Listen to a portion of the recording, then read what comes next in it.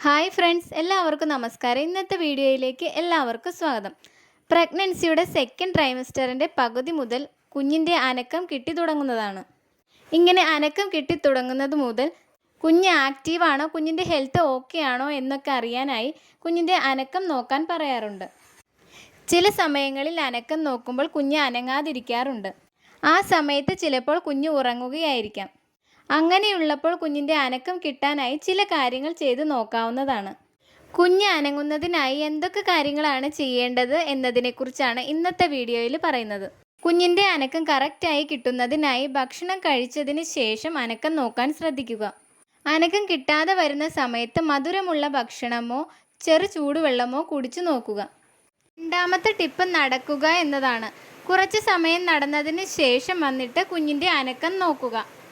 പിന്നെ ചെയ്യേണ്ടത് പാട്ട് കേൾക്കുക എന്നതാണ്. ഉച്ചത്തിൽ പാട്ട് കേൾക്കുമ്പോഴും കുഞ്ഞ് അനങ്ങാൻ തുടങ്ങുന്നതാണ്. ചെറിയ തണുപ്പുള്ള വെള്ളം കുടിച്ചു നോക്കുന്നതും ജ്യൂസ് കുടിച്ചു നോക്കുന്നതും കുഞ്ഞിൻ്റെ അനക്കം കിട്ടാൻ സഹായിക്കും. പിന്നെ ചെയ്യേണ്ടത് നിങ്ങളുടെ വയറിൽ തടവി നോക്കുക. കുഞ്ഞിനെ വിളിക്കുകയും കുഞ്ഞിനോട് സംസാരിക്കുകയും ചെയ്യുക. അമ്മയുടെ സ്പർശവും ശബ്ദവും കേട്ട് കുഞ്ഞ് റെസ്പോണ്ട് ചെയ്യുന്നതാണ്. ഇവയൊക്കെ ചെയ്തു നോക്കിയതിന് ശേഷവും കുഞ്ഞിൻ്റെ അനക്കം കിട്ടുന്നില്ല എങ്കിൽ ഒന്ന് ശ്രദ്ധിക്കേണ്ടത് അത്യാവശ്യമാണ്. അടുത്ത നേരവും അനക്കം നോക്കുമ്പോൾ അനക്കം കിട്ടുന്നില്ല എങ്കിൽ ഉടനെ ഒന്ന് ഡോക്ടറെ കാണേണ്ടതാണ്. ഇനി എങ്ങനെയാണ് കുഞ്ഞിൻ്റെ അനക്കം നോക്കേണ്ട ശരിയായ രീതി എന്ന് നോക്കാം.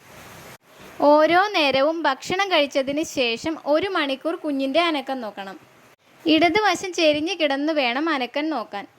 1 മണിക്കൂറിൽ 3-ൽ കൂടുതൽ തവണ കുഞ്ഞ് അനങ്ങുന്നുണ്ട് എങ്കിൽ നോർമലാണ്. തുടർച്ചയായി കുഞ്ഞിൻ്റെ അനക്കം കിട്ടുന്നില്ല എങ്കിൽ തീർച്ചയായും ഡോക്ടറെ കാണേണ്ടതാണ്.